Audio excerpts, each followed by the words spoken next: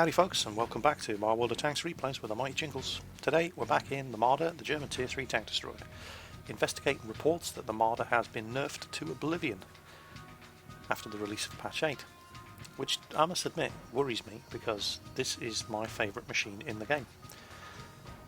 It's my most played machine. I have over 300 games in it with over 500 kills in it. Let's get this show on the road. I just love the Marder. And the Marder gets hammered with the nerf bat. Every time a patch comes out, there's always a Marder nerf somewhere. Now, I never saw any Marder nerfs or any notes on the Marder whatsoever in any of the patch notes for patch 8, although I wasn't researching the patch notes with any degree of thoroughness, but nothing leapt out and said, oh, here's the Marder, patch 8, yeah, new physics, new lighting, new maps redesigned, and here's the standard Marder nerfs that we introduce in every patch. No, I didn't see that. And yet, they finally did it. I mean, I'm on record in previous videos. I mean, when patch 7.5 came out, we said, oh, they've nerfed the Marder again. I said, well, of course they've nerfed the Marder. They nerf the Marder every patch. But my very, very first game, patch 7.5 in the Marder, I got a top gun. Yeah, the Marder was fine. Yeah, it had been nerfed, but, it's still good. I can't say that this time. They finally managed to kill the Marder. I didn't think it was possible. I didn't think I'd ever see it happen, but the Marder's shit. And there've been all sorts of nerfs over the last couple of patches, this one included. The aiming time keeps going up and up and up. The accuracy keeps going down and down and down. And then there's all sorts of, I'll call them stealth nerfs, stuff that you can't tell has happened just by looking at the stats in the garage. They've increased the amount that the sights disperse. There you go, look at this thing, couldn't hit. Just cannot hit anything with this gun anymore. They've increased the amount that the sights disperse. And there you go, the size of that bloody aiming circle when you turn the hull. It is massive. And now you have a 2.9 second aiming time. That is horrific. They've increased the amount that the aiming circle disperses after you fire a shot, after you move the hull of the tank. There's just all sorts of minor little changes that all add up. How did that miss? I don't get it. We haven't hit a thing with a single shot we fired yet. Finally.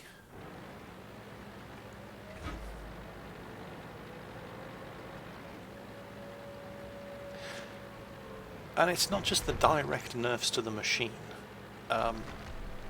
It's the whole physics thing. Get a load of this. I mean, you still do 38 kph in this little bugger. Didn't quite have enough gun traverse to get that leopard. And we're stuck on a pile of rubbish here.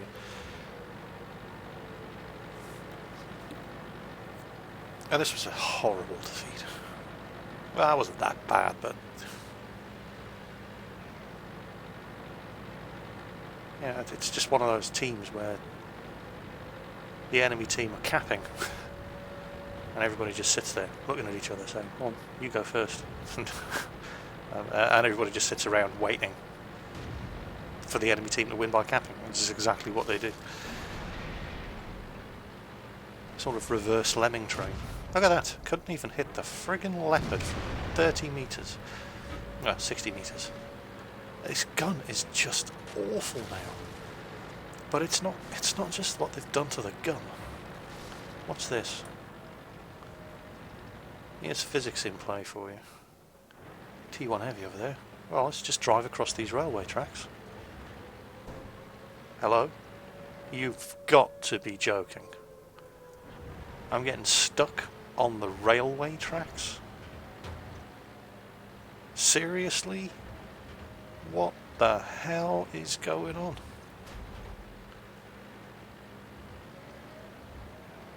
You can't even drive in a straight line on this thing anymore. I mean, you know, and I'm trying to get over there and reset the calf, but the terrain is just against me. On flat, level ground, I couldn't drive in a straight line. I don't know what they've done to this thing's suspension, but that is just absurd. But it doesn't end there. So, Redshire. And hey, you know, Redshire, it's a good map for a tank destroyer, especially a stealthy tank destroyer like the Marder. And we started on the right side of the map for it. We're up here on the hill. We can take cover in the ridge line, deploy our camo net, get our binocular telescopes up, commanding view of the battlefield, and just snipe away enemy tanks as they approach the middle of the map, right? No, not really. Because this gun just cannot hit anything. 0.43 accuracy on a freaking tank destroyer? Seriously? That's justified? There was a meeting?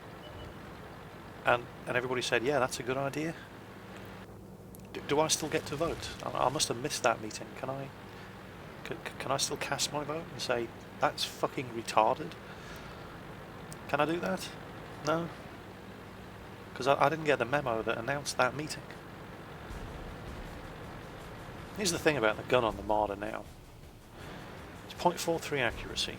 It's 2.9 second aiming time.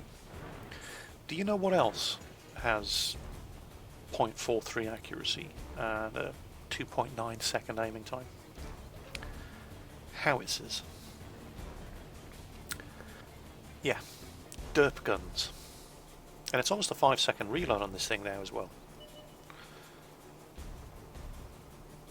They've basically turned this thing into a German T-82, American Tier 3 howitzer, Tier 3 tank destroyer with the 105mm howitzer. The difference being, when the T-82 hits, and the T-82 has a faster aiming time with the fucking howitzer. And when the T-82 hits, it one-shot kills you with its 105mm gun. Enemy is hit. Right, you don't see many zero damage penetrating hits like that when you're firing a howitzer. And the stats on this thing, that's exactly what it is. They've turned this gun into a howitzer that has all of the drawbacks and none of the benefits. It is that incredibly shit now. In fact, while we're making comparisons, there's another German tank destroyer. That one didn't go through. There's another German tank destroyer that has a pretty slow aiming time. Because it has a 170mm gun. Yes, the Jagdpanzer E100, Tier 10 German tank destroyer, has a faster aiming time than the Marder. If you can believe that. I mean, if you can just wrap your head around that concept. The German Tier 10 tank destroyer. Nice shot. Oh, finally, we did some damage to something. They're knocked out. German Tier 10 tank destroyer with its 170mm gun aims faster than this precision, he said jokingly, 76mm gun on the Marder. It's just a joke. This thing is a joke tank now.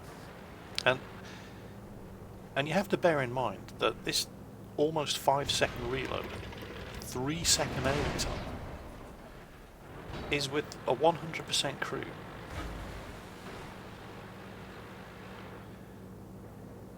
And I've spent more on equipment for this machine. I mean, off the top of my head, I don't know how much it is to buy a Marder. Tier 3 machine, 100,000 credits-ish. I spent millions just on equipment for this thing. The camo net, the gun lane drive, the binocular telescope. So I'm playing it with, you know, well, not most, but as a lot of people do play their Marders, as stress relief toys. For when the idiocy of random teams in high tier games just becomes too much. Well, no. Now the Marder causes as much frustration as your IS-7 does. Because even fully kitted out, even with crews working on their second and third, 100% crews working on their second and third crew skills, this thing is shit. Now, Wargaming balanced the game around win rates. And I do have 68% win rate in my Marder II. But that's not because the Marder II is good. The Marder II hasn't been good for a long time.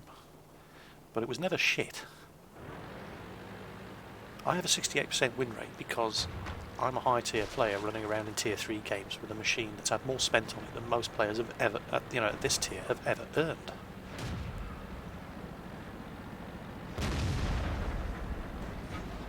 One of our tracks is damaged. Looks like that one went right through. Our engine is knocked out. We've had it. Let's get out of here. Yeah. So it's those guys who aren't in my position, the regular players, like, the guys for whom tier 3 is the highest they've gone. Imagine what driving a Marder is going to be like for those guys. Those guys who don't have 100% crew working on their third crew skill. Those guys who don't have millions of credits worth of equipment fitted to their little tier 3 TDs. Those guys who have 50% crews. Now, my reload time on this thing is nearly 5 seconds. And I have a 3-second aiming time. Imagine what that's going to be like with no equipment fitted and a 50% crew. Just think about that. Imagine what those newbies are going through when they're driving this thing. With their almost 6-second reload. That's practically heavy tank reload standards. With their 3.5, almost 4-second aiming time with their crappy 50% crews. Imagine what driving this thing is going to be like. And that's why they've just gone too far this time. It's just... The Marder hasn't been great for a long time. It hasn't even been good for a long time. But you can still do good things with it. So, I guess what I'm saying is, basically Wargaming buff or nerf tanks depending on their global win rate. And I had a 68% global win rate in my Marder. And I don't know what the Marder, as a vehicle, I don't know what its global win rate was, but it must have been pretty good. And I'm not surprised because, as I said, there are a lot of players like me who... God almighty, look at this aiming time. A lot of players like me who take their Marder out as an executive stress toy and they pimp it out and they go and troll newbies with it. But that doesn't mean the Marder needs nerfing. That means the players need nerfing. Yeah, it's not a good machine, it's good players in a decent machine. You know what else I have a high win rate on? Yeah, I have a 70% win rate on my LOL tractor. Does that mean the LOL tractor needs to be nerfed? No, it means when I'm driving my LOL tractor, I need to be nerfed. I've got a... Here are some of the vehicles I have a 60% or higher global win rate on, with more than 50 battles in each. Right? The T-20, the piece of crap, paper-thin armour, M18 Hellcat gun-armed Tier 7 American medium tank. I have something like a 68% win rate in that. The VK 3001H, the 50mm thick armoured German Tier 6 medium with the underwhelming 88mm gun. I have a higher than 60% win rate in that. And I seriously doubt anybody, most people couldn't even point to the 3001H and tell you what it was, let alone agree that it would need nerfing. And it's, it's one of those things, that does the tank need nerfing, or is it just a good player driving it? Somebody who's good in that tank. And the fact that there are, in my opinion anyway, the fact that there are so many higher tier players who run around low tiers in their Marders, because they've spent a lot of money on it, they've spent a lot of time training the crew, and their Marders are way, way better than anybody else in a tier 3, 4 or 5 game.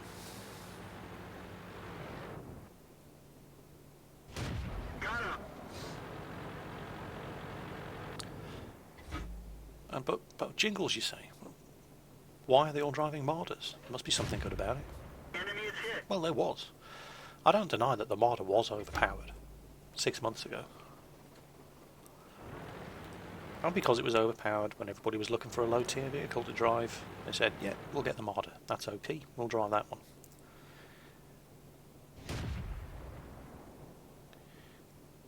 You know, if you play 2 or 3 games a day in a tank every day for 6 months, you're going to be pretty good in it. Look at this. Come on, hit him. Enemy vehicle destroyed. Oh, man.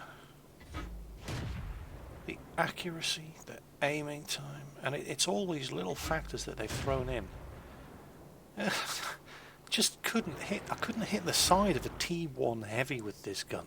That's how bad it is now.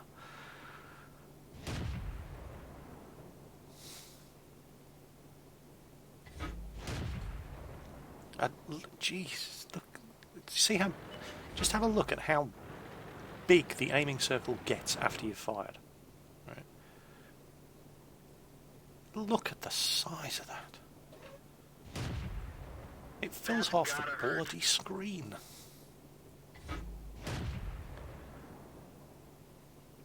I have something like a 50% hit rate with this gun now. 0.43. Oh my god. Seriously, I'd rather be driving a T82. You know, the T82 actually has a faster aiming time. And it wouldn't surprise me if it was more accurate. And when the T82 hits with that 105mm howitzer, you know all about it.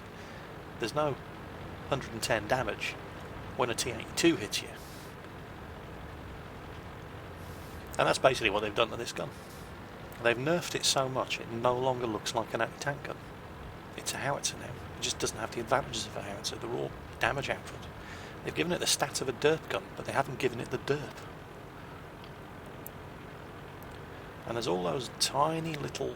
I mean, they've really hammered the aiming time. The aiming time and the dispersion of the aiming circle, they have just mercilessly hammered it patch after patch after patch. And they've thrown in all sorts of little stealth nerfs that directly affect the aiming time. So while the aiming time is pretty horrific anyway, 2.9 seconds is just horrible. And bear in mind that's 2.9 seconds with 100% crew. If you don't have 100% crew, it's more than 3 seconds. And every time you turn the hull, it now enlarges the aiming circle larger than it was before. And every time you fire, it enlarges the aiming circle larger than it was before. And then you've got to go through that entire 2.9 second, if you're lucky enough to have a gun laying drive, you know, and 100% crew. That massive aiming cycle again and again and again. And it's almost at the stage where the gun now loads faster than it aims. And it's got a pretty slow reload for a tier 3 machine. I mean, if you're on a machine like the Churchill or the M4 Sherman with the M1A1 76mm gun, you don't mind that the gun loads faster than it aims because you're not really aiming anyway, you're just spraying the target with shells. But this is a fucking tank destroyer. And the gun... And if I was running a 50% crew, this gun probably would be loading faster than it aims, and that's just absurd. They've taken it too far. Speed things up here so you can see the absolutely pathetic end of this game.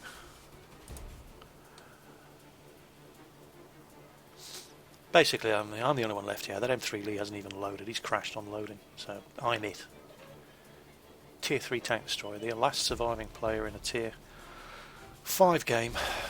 And all we have left, the enemy team got 2 Tier 4s and a Tier 5. Now I want to kill this Stug, because this Stug's the biggest threat. He knows what he's doing, he's on 3 kills, and it'll take me 2 kills to finish him off. But I can't see the Stug, so I've got to take the T28, and this was bad. I mean, if they'd come at me one at a time, I might have had a chance. But all 3 together... Enemy armor is destroyed.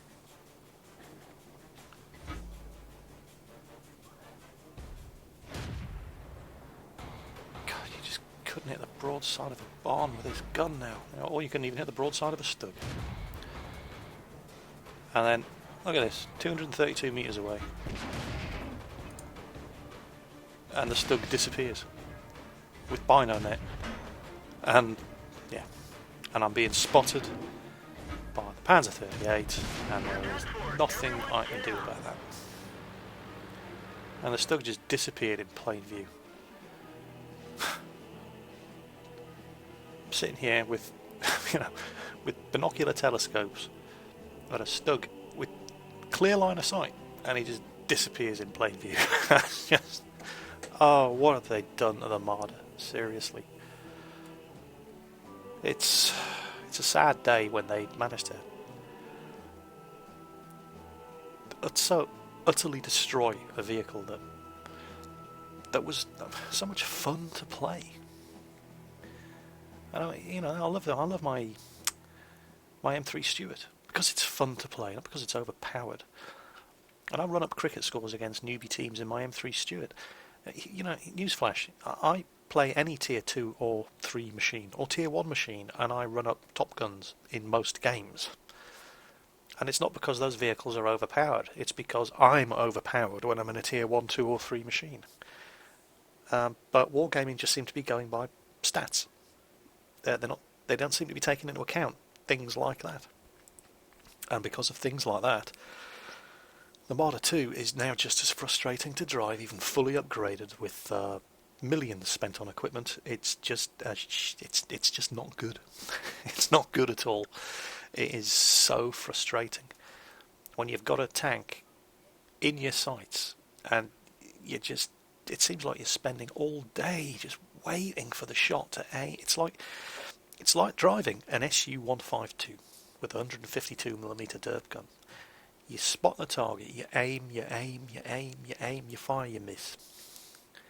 You aim, you aim, you aim, you fire, you miss. But at least if you shoot something with the SU-152, you tend to one-shot kill them when that shot hits. Not so with the Marder. It's still a shitty little 76mm anti-tank gun, but they've given it stats of a howitzer in every department that matters. It's just awful, absolutely awful to play this thing.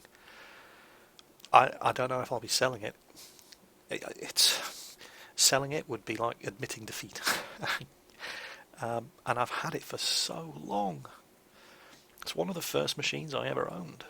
And I just can't bring myself to sell it, but at the same time I can't bring myself to play it anymore. It's just so awful. Well, my apologies to the Marder drivers out there. You may disagree, but let me know in the comments if you think this thing still has some fight left in it. I don't. It's a sad day for me. It's just looking at this thing in the garage, and then looking at the battle button, and I just can't bring myself to do it anymore. It's just not fun. So, best of luck to all the Marder drivers out there. I might have to start investigating the T82. Apparently that's still fun to drive. Anyway, take care on the battlefield, and I'll catch you next time.